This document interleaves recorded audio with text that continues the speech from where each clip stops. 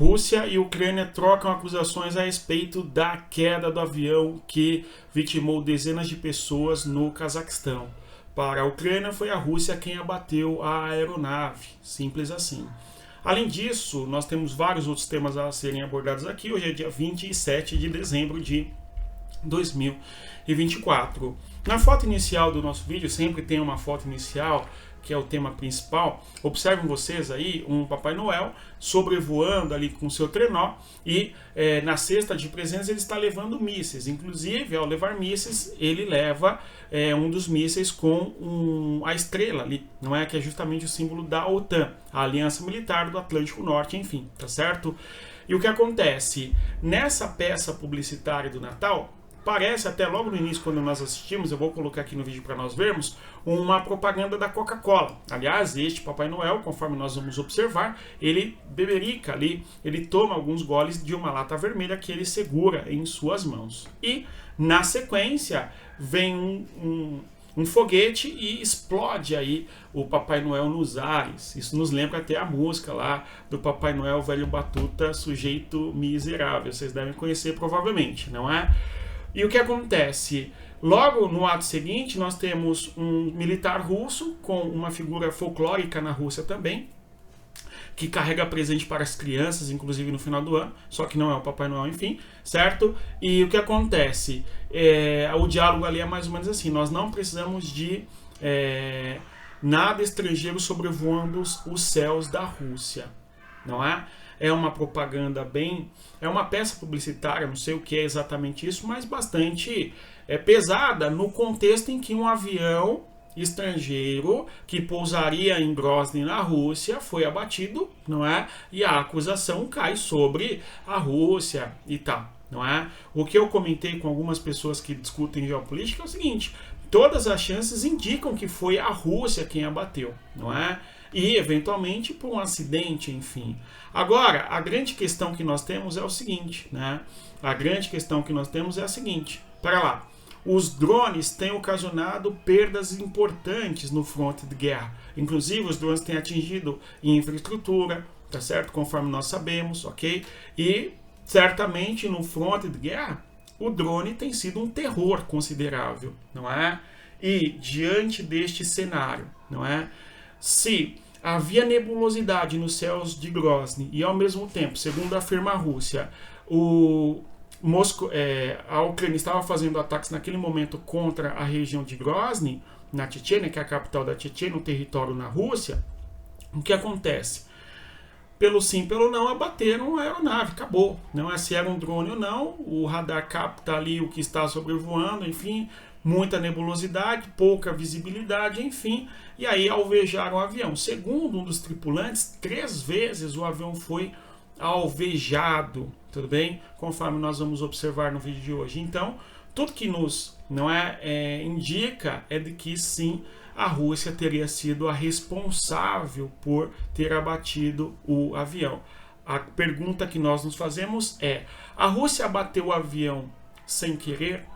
Ou certamente foi um drone que teria ocasionado algum problema na aeronave? Um drone não é muito menos factível diante do que nós estamos observando. Tudo bem? Vamos lá, então, conforme mencionávamos, hoje é dia 27 de dezembro de 2024. O principal assunto é a acusação que tem feito a Ucrânia, sobretudo, em relação à Rússia, de que a Rússia teria sido a responsável pela queda do avião.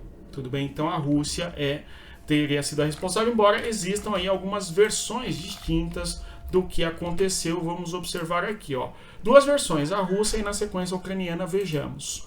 Além disso, Yadrov declarou que durante esta hora, quando o avião se acidentou, a situação do aeroporto de Grozny estava muito desafiadora. As forças armadas ucranianas realizavam um ataque contra a cidade.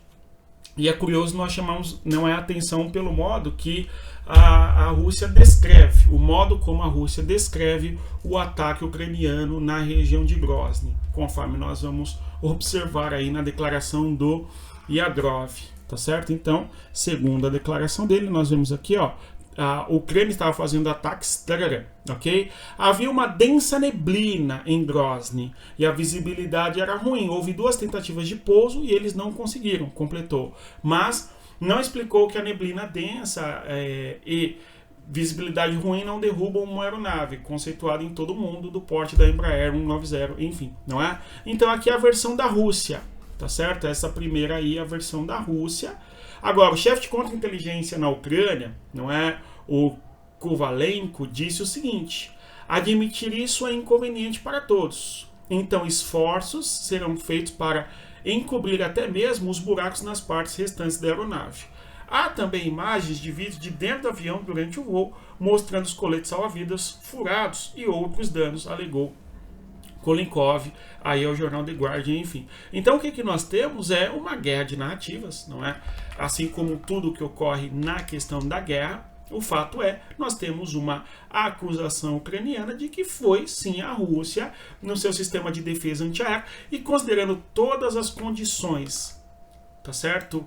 Climáticas do contexto, nebulosidade e a possibilidade de um ataque aéreo com drone, certamente o sistema de defesa antiaéreo não pensaria 2 vezes, mesmo na dúvida, em abater o alvo nos céus. Tudo bem? A grande pergunta é: por que raios um avião sobrevoa um país em guerra numa região que dias antes nós vimos inclusive a Ucrânia fazendo ataques contra a região de Grozny, tá certo? E vimos ali os drones kamikazes, aliás, atingindo alvos naquela região. Lembrando que Grozny é a capital da Chechênia. A Chechênia, a propósito, é uma zona separatista dentro da Rússia, ou pelo menos já foi. Apesar de, hoje, nós temos Kadyrov, inclusive um dos mais importantes nomes hoje na guerra da Rússia com a Ucrânia, representando ali a região da Chechênia, liderando, não é, as forças militares da Chechênia em apoio à Rússia contra a Ucrânia, enfim. Tá certo? É uma região bastante importante para a Rússia e toda a geopolítica da região. Tudo bem? Outro tema importante é a respeito dos norte-coreanos. Segundo as informações, um norte-coreano teria sido capturado, não é? E as informações agora, horas depois, acabaram trazendo informações de que o norte-coreano havia sido abatido. Tudo bom? Então, o norte-coreano não está vivo para contar-nos as histórias, o que motivou, por que foi para a guerra, se realmente é da Coreia do Norte, de qual região é, tudo bem? Se veio para o fronte de guerra e já era militar, não é? Com bons treinamentos na Coreia do Norte, se não era, enfim, várias questões que surgem, tá certo? Importantes. E as controvérsias a respeito, não é? Dos norte-coreanos na guerra. Nós vimos nos últimos dias o serviço de inteligência da Ucrânia, através do Zelensky, afirmando de que 3.000 norte-coreanos foram abatidos, tá certo? Na região de Kursk. Tudo bem? Agora, nós temos a informação hoje da Casa Branca, o John Kirby, tá certo? Que é o porta-voz da Casa Branca, afirmando que 1.000 baixas de norte-coreanos ocorreu no território, né, no fronte de guerra, e não 3.000. Então nós vemos aqui uma controvérsia. Quem está com a razão? São perguntas que nós nos fazemos, enfim. Vale lembrar também, não é? Vamos só observar o que o John Kirby anunciou. É o seguinte, ó. Está claro que os líderes militares russos e norte-coreanos estão tratando esses soldados como dispensáveis e mandando eles realizarem ataques impraticáveis contra as defesas ucranianas, enfim. Ou seja, são soldados que são mandados para o fronte de guerra sem grandes preocupações, não é? Segundo o que diz aí o John Kirby. E mais, ataques em massas e descoordenados. Aliás, muitas informações estão sugerindo que mesmo que esses soldados no fronte de guerra não tenham ali o melhor preparo militar para o fronte de guerra do modo como estão atuando, tá certo? Esta é uma informação também importante que nós temos que ter clareza, tá certo? Então, fiquemos atentos. Agora, a grande outra questão, não é, sobre os soldados norte-coreanos é o seguinte: são 1.000 ou 3.000? Tudo bem? Fica a pergunta. Outra coisa, o fato de nós termos soldados de feições orientais lutando na Rússia não significa que são soldados necessariamente da Coreia do Norte ou asiáticos de outra região da Ásia, uma vez que o biotipo, não é, o fenótipo das pessoas na Ásia é muito parecido, tudo bem? Então fica aí. Aliás, no primeiro momento, até a Rússia havia mencionado que soldados são da Rússia, tudo bem? De uma região específica do território russo, cuja população tem um aspecto físico parecido com o aspecto físico norte-coreano, enfim, tá certo? E aí, não é? As pessoas vão falar que esse é um argumento russete, vão xingar no comentário, não é? Mas nós precisamos ter um pouco mais de calma, porque conforme na guerra nós sabemos, não é? Há muita propaganda e há muita verdade que é camuflada, que é pintada de rosa e assim por diante, tudo bem? Agora, outro assunto importante, não é? Além do avião, tem inclusive um dos tripulantes da aeronave trouxe informações, declarações, e segundo ele, a aeronave foi alvejada 3 vezes, tá certo? Então, algo bem importante. Nós vamos visualizar qual que é a declaração de um dos tripulantes da aeronave, enfim. Tudo bem? Bom, outro tema, além da queda do avião e também das baixas norte-coreanas, é o assunto da Ucrânia mandando trigo, ok, para a Síria.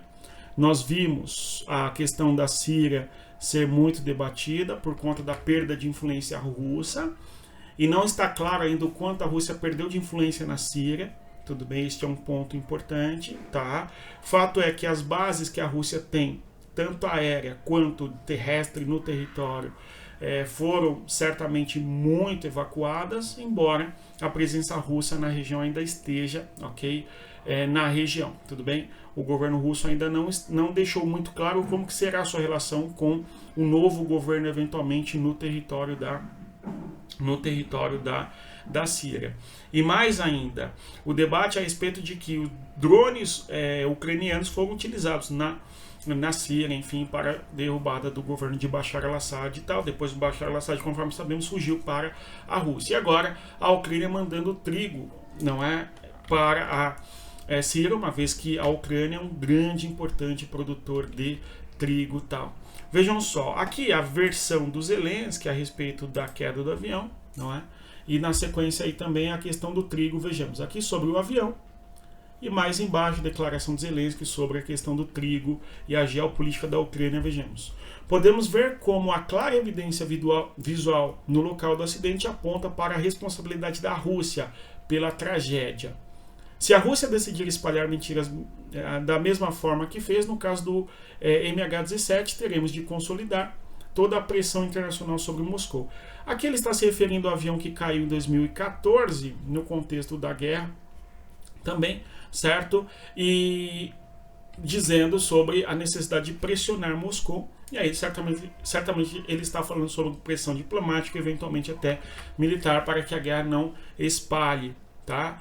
E mais, aí, segundo a questão do trigo, não é? Conforme prometido, estamos apoiando o povo sírio em seu momento de necessidade. 500 toneladas de farinha de trigo ucraniano já estão a caminhos da Síria, como parte do nosso programa humanitário Grãos da Ucrânia, em cooperação com o Programa Mundial de Alimentos da ONU. Então a gente tem uma posição da Ucrânia em mandar alimento para a Síria. É curioso isso, né? Um país em guerra, tá certo? Com parte considerável do seu território afetado pela questão do fronte de guerra e muita da sua infraestrutura destruída, conforme nós sabemos, ok? Sobretudo de energia, e mesmo assim enviando trigo, até porque a Ucrânia é grande produtor de alimento, conforme nós sabemos, desde o início da guerra isso veio a ser muito discutido, não é? Os solos na Ucrânia muito férteis, enfim, conforme nós sabemos, solo Chernozem, que é um dos solos mais férteis do mundo, conhecido, não é, de maneira mais popular como solo de terra preta. Cada pacote pesa 15 quilos, não é, e pode alimentar uma família de 5 pessoas por um mês. E aí, não é, 32.500 famílias ou 167 mil pessoas aí seriam ajudadas pela ajuda ucraniana de trigo para a Síria, enfim. Ainda sobre a questão do aeronave, eu tenho aqui aquela informação que eu mencionei com vocês a respeito de um dos tripulantes, chefe da cabine, não é? Chefe da cabine que na aeronave, trazendo a sua versão a respeito da queda da aeronave. Eu vou projetar para que nós observemos logo na sequência. Eu acho que o áudio já saiu, vazou, né? Então aí vamos observar o que o chefe da cabine do avião tem a dizer sobre a queda e a sua afirmação sobre o quanto o avião foi alvejado. İkinci dövründeki tercih yeniden çektiğilesin endişelenmedi. Yine alınmadı, yeni göstermedi diye o mecbur oldu. Üçüncü dövreylesin ki belki açıldı o endişelisini tekrar etmesin. Başka bir yere. Gördü üçüncü devrede alınmadı. O mecbur oldu. Seyrendi yukarı kaldırmaya ve devam eden başka bir hasta bir yakın bir olan bir alakası nezarete tuttu. Buradaki o momente biz dönüp kaydan Ərəfədə bizim TR'de hasta bir ses çölden gelen yani TR'nin çöl tarafından gelen bir ses oldu. İçeri bir derime sesi verdi. Ben tez salona çıktım. Ben de hemşahrim. Aydan kaldım TR'de. Çıktık görünce cemaat panik içindeyiz. Cemaatı sakitleştirmek ki sakit olun. Korkmaya hiçbir esas yoktur. Her şey normaldir. Eğleşenin temelci belki bir kabulün olduğu yerde kaç edin. Onlar oturtmaya çalıştık. Oturdular. Ben istedim gidelim. Biraz da bana diğer komandanı verip o momente gördüm. Ben tuttum bolundan bir zərdə. Çöldən gələn zərbənin təsirindən mənim bolumdan tutdular. Yerdə özdə yəqin ki, bilgisi var, həkim var idi. Mən elə bir baltayla götürüb boluna bir o formada belə aralanmış. Yəni kesik var oldu, alınmış. Ben bolumu belə tuttum bu formada, bir zəkini tutdular. Salondan çıxdım. Dedim ki, gəl çıxsam. Bir sırtı üçüncü zərbə başlayıb. Zərbə gəl tez o. Então nós vemos a declaração do chefe da cabina justamente dizendo que o avião foi alvejado, conforme deu para ver. Ele fala, relata sobre o impacto na aeronave, conforme nós podemos observar, tá certo? O nome dele é Aydan Kanun, ok? Comandante da cabine de avião, que lamentavelmente acabou caindo. Ele traz essa declaração. Certamente não conseguiu pousar, não está claro, não é nesse trecho, se o avião não consegue pousar pelo problema de visibilidade, que era realmente um problema na região, ou se porque o avião estava instável em decorrência de abalos, impactos aí na aeronave, tá certo? Então, tudo tem indicado, conforme nós estamos observando, que teria sido a Rússia a responsável pela derrubada do avião, tá certo? Bem, Rússia considera, não é aqui mudando o foco um pouco, Rússia considera testes nucleares a depender, não é, do governo Trump, tudo bom? Então nós temos no âmbito aí do governo Donald Trump toda a discussão sobre retomada de testes nucleares e a Rússia já dizendo que se os Estados Unidos retomarem testes nucleares, enfim, a Ucrânia também retomará testes nucleares e coisa do gênero, tá certo? Então é uma situação bastante importante que nós fiquemos atentos, até porque os acordos de não proliferação de armas atômicas e coisas do gênero podem sofrer uma reviravolta importante à medida que houver, tá certo? À medida que houver novos testes nucleares ou novas corridas nucleares e coisas do gênero, corridas armamentistas, enfim, tá? Então é uma situação bem tensa aí. Vamos acompanhar como o Donald Trump irá lidar com a questão da guerra, tá? A promessa do Trump é acabar com a guerra logo no primeiro dia de mandato, não é? Vamos ver se consegue. Torçamos para que sim. Agora, a grande pergunta é: será que a paz a ser discutida pelos Estados Unidos será aceita pelo Zelensky, não é? Uma vez que a Ucrânia pretende sim paz justa e duradoura. Nós falamos disso aqui já algumas vezes. Aquela paz justa porque a Ucrânia não perde território e duradoura porque a Ucrânia precisa de retaguarda militar para se defender de eventual ataque futuro da Rússia. Agora ainda sobre a Rússia e o seu avanço ou tentativa de avançar sobre o fronte de guerra. Nós temos a Rússia pressionando a região de Kurakhove, avançando aos poucos, e também Chassivyar e Toretsk. Além, claro, a tentativa que a Rússia tem feito pelo sul de Pokrovsk a fim de avançar naquela localidade e a sua tentativa de tomar a região de Kursk, ok? São estes pontos importantes que, de certa maneira, permanecem igual, não é, às últimas semanas. Agora, uma diferença é que houve uma tentativa russa em avançar sobre a região de Kherson, ok? Uma ilha no rio. Nós temos que a Ucrânia está à posição norte do rio, enquanto que a Rússia está na posição ao sul do rio, tá certo? E certamente o rio é uma barreira geográfica importante que dificulta qualquer operação militar, seja de retomada do território por parte da Ucrânia, seja, não é, por parte de algum avanço da Rússia, conforme nós sabemos. Quando nós olhamos a região de Kherson, certo? Eu vou projetar o mapa para que nós observemos aqui, o mapa que eu mesmo desenvolvi, justamente para que nós tenhamos clareza de que região é essa quando observamos aqui no mapa. Aqui é o mundo no mapa. Mais uma vez eu peço a você que deixe o like e se inscreva no canal, caso o nosso vídeo ajude você a entender toda a questão da guerra entre Rússia e Ucrânia, tá? Notem vocês, Kherson ou Kherson é este oblast aqui no sul, Kherson ou Kherson, tudo bem? Na cor em vermelho é onde nós temos o domínio basicamente russo, tá? E nesta localidade aqui, ó, nós temos o rio. E, portanto, o rio, de certa maneira, protege Kherson ao norte, tá? E dificulta a retomada, tudo bem, ao sul, onde temos a tropa russa e ucraniana disputando esta localidade, tudo bem? E então a Rússia tenta hoje fazer um avanço na região de Kherson, numa ilha, no rio, não conseguiu avançar, tudo bom? Mas o que nos mostra de que a Rússia pode estar programando aí tentativas de avanços nesta região. Aqui é aquele mapa que a maior parte das pessoas usam para analisar a guerra, não é? Temos aqui, ó, aumentando Kherson, aqui nós vemos o rio passa aí justamente dividindo, tá? As zonas ocupadas pela Ucrânia e pela Rússia.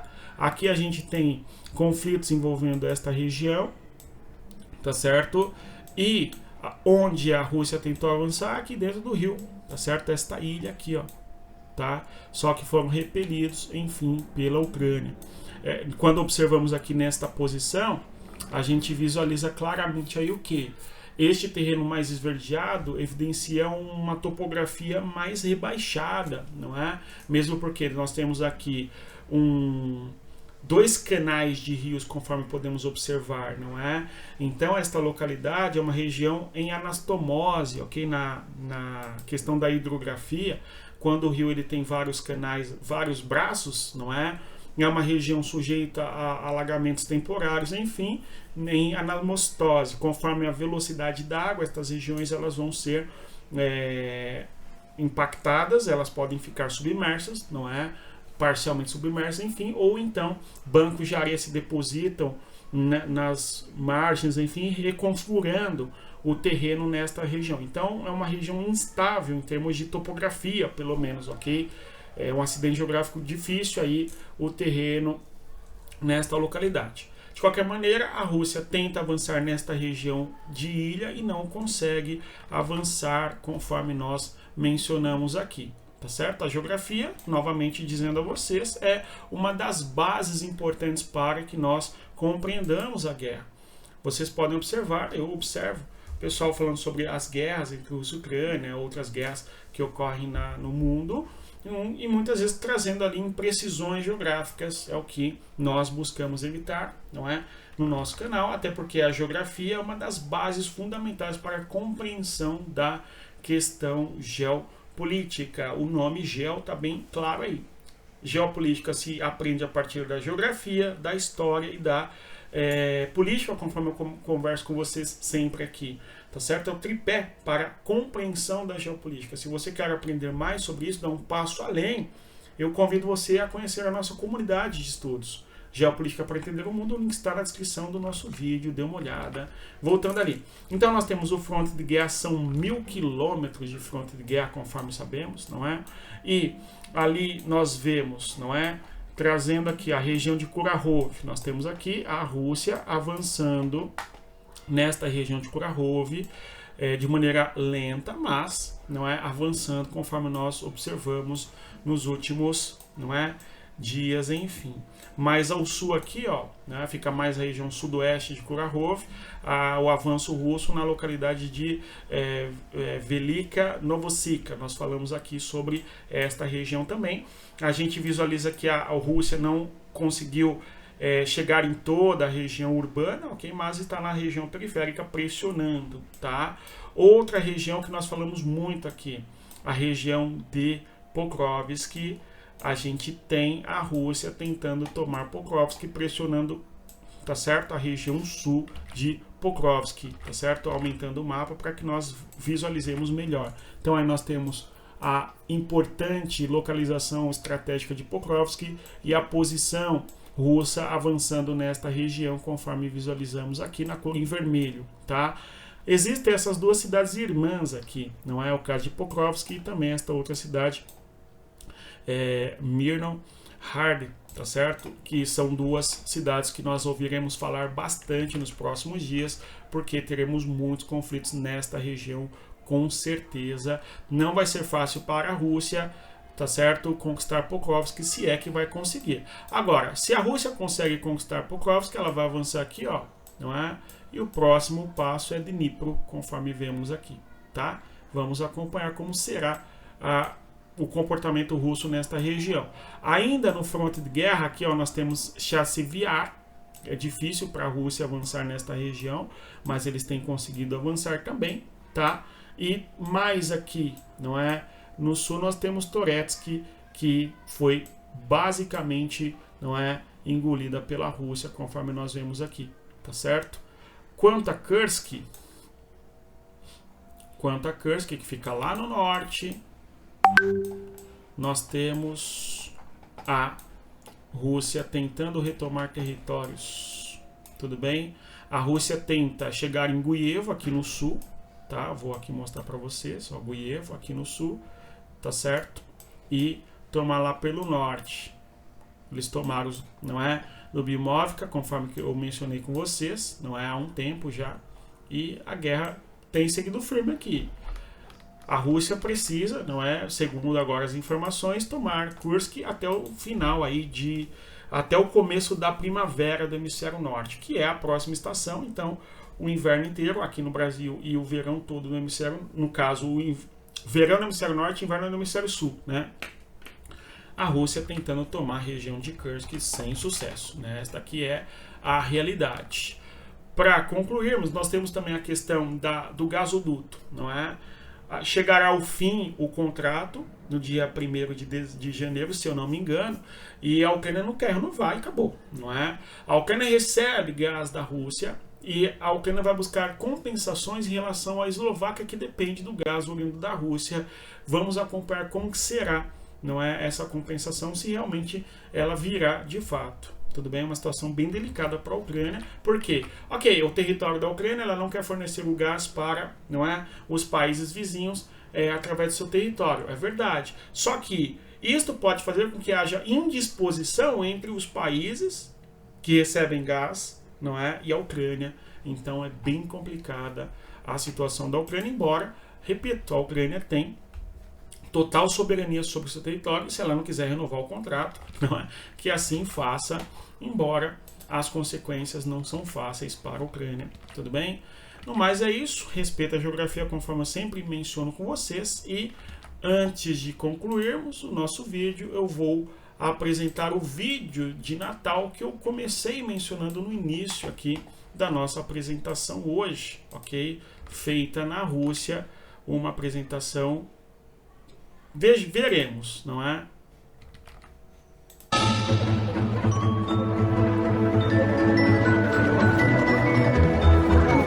Ho, ho, ho! Hi, Russians!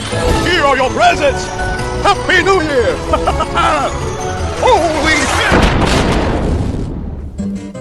Все? Все, цель уничтожена. Правильно. Не нужно нам ничего иностранного в нашем небе. С Новым годом! И тебя, дед. Всех с Новым годом.